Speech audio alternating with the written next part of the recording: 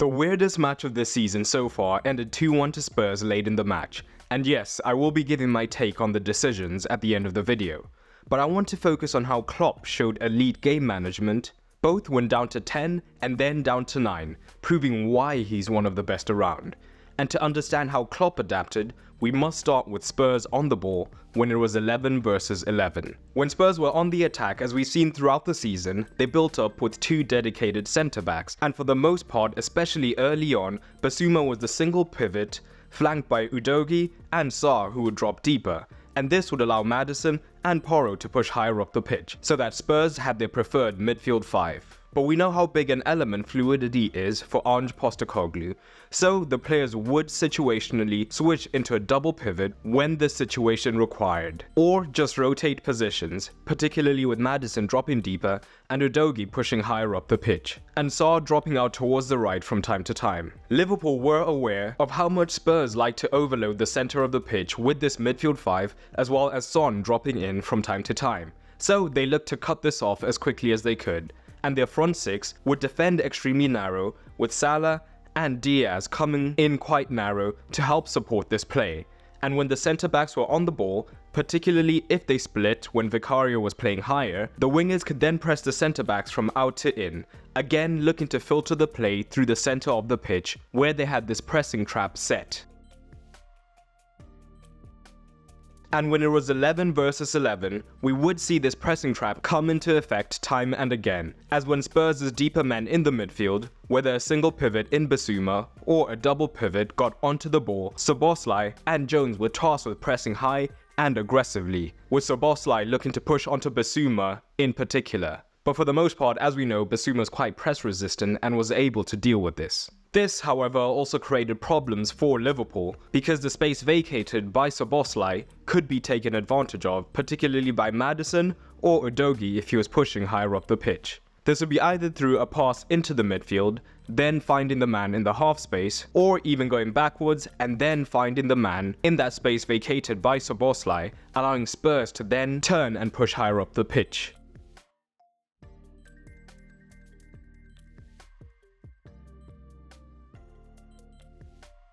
When it was 11 versus 11, the positioning of Gomez versus Richarlison was something that could lead to problems.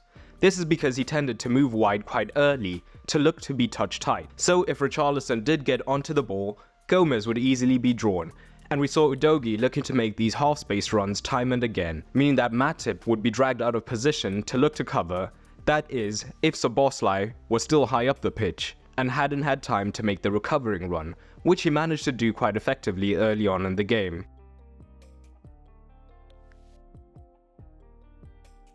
But we also saw Maddison taking advantage of situations like this for the goal as well as a disallowed goal, as if Gomez's body positioning was poor, being so wide so early meant that there was a sizable gap for Richarlison to attack with a simple out to in run that Maddison could then find with the through ball, allowing the goal and the disallowed goal.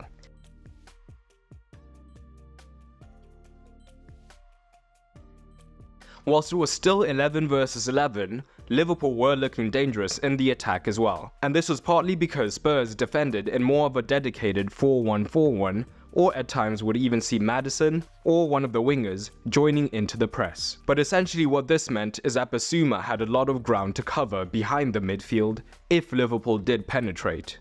The right-hand side was where Liverpool looked to take advantage of this in particular, as we would see Gomez invert and Szoboszlai move into more of a half-space position, and this would draw Udogie much narrower. This then created problems as when Salah received, he could be 1 versus 1 against Udogie and look to take on his man, but for the most part he was well supported by Szoboszlai, who tirelessly made these half-space runs and got into dangerous positions for the cross, as it was difficult for Bissouma to cover this entire room behind the midfield as well as track the runs of Szoboszlai.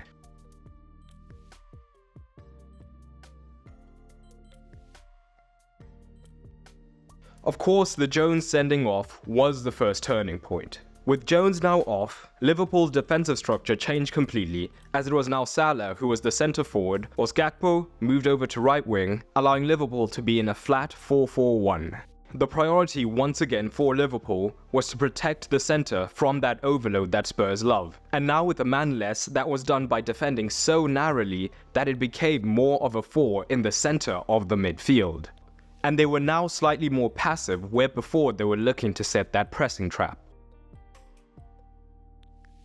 Spurs still had some success at times, because the beauty of their midfield shape is that it allows men in front of Liverpool's midfield as well as between the lines.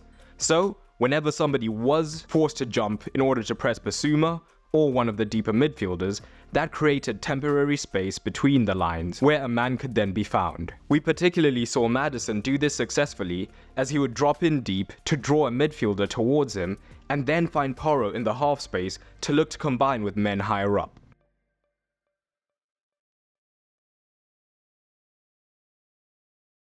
But even down to 10 men, Liverpool were looking extremely dangerous, particularly on the transition.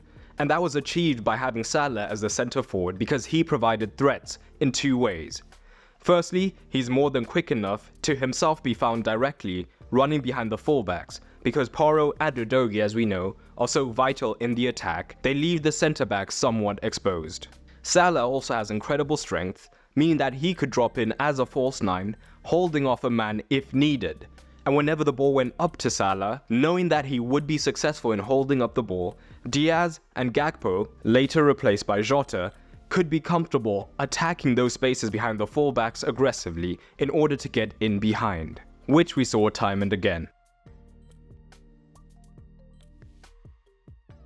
But then Jota was sent off as well, and it looked like an absolute disaster for Liverpool for a moment, but Klopp once again adapted brilliantly. With only 9 men, attacking was no longer a possibility, so Salah went off the pitch, and we saw Liverpool switch to a back 5, meaning that they now defended in a 5-3-0. So as we discussed, Spurs' shape gives them numbers in front of the midfield and between the lines, but now with no attacking ambitions, Liverpool could fully sit deep with their midfield and be content for Spurs to have the ball in front of their own midfield, as long as they protected the centre once again and made it impossible to find these men between the lines. This was also backed up by that back 5 shape, as it meant that even if the ball did squeeze in, an extra centre-back could push up instantly so that the man between the lines couldn't turn, knowing that they had 2 more centre-backs covering across.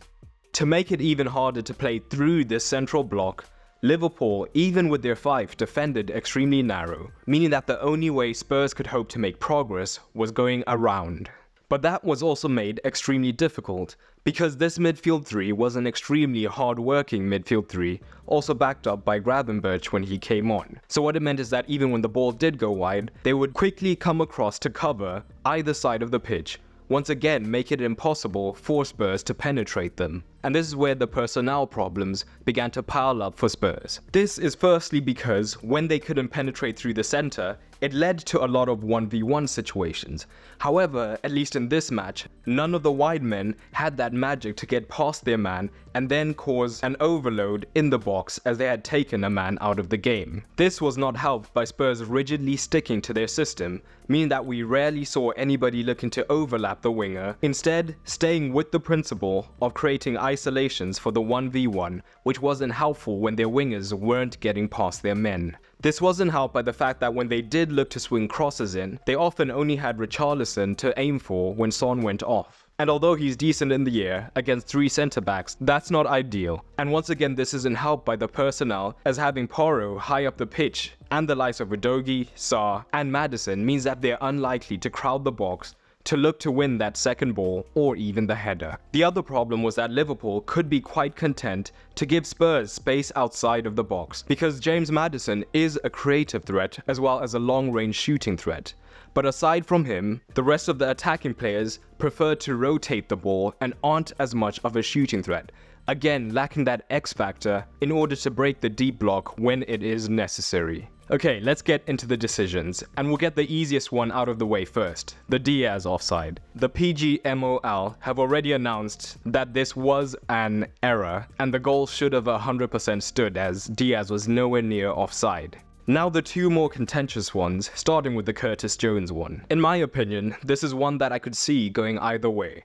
I could see how some would say it's not a red card, as well as why many would say it is a red due to the high studs and the high contact point on Bissouma's leg. Personally, I wouldn't have given a red card just because Curtis Jones's foot clearly slips over the top of the ball. But I can still see why the ref gave it, so it only gets a 5 out of 10 on the bad decision scale. Now the Jota decision, which is another contentious one, and this one I don't see as that bad of a decision. But please give me your opinions on all 3 decisions. For the manager tactical scores, a match with so much interference is hard to judge, but I was unimpressed with Spurs, both when they were playing against 10 and 9, meaning Ange only earns a 5. Liverpool on the other hand looked decent at 11 and good at 9 and 10, showing remarkable heart and tactical acumen to limit Spurs to barely any chances, meaning Klopp earns an 8.5, but drop your ratings down below. And the visuals for this video are provided by the wonderful Metrica Sports, which is an amazing video analysis platform for coaches, players, or anyone wanting to make analysis videos like myself. It allows you to create and share amazing illustrated analysis videos in an intuitive manner. And the best part is, if you want to check it out, by using the code FootballMadeSimple at checkout, you can get a nice 5% discount.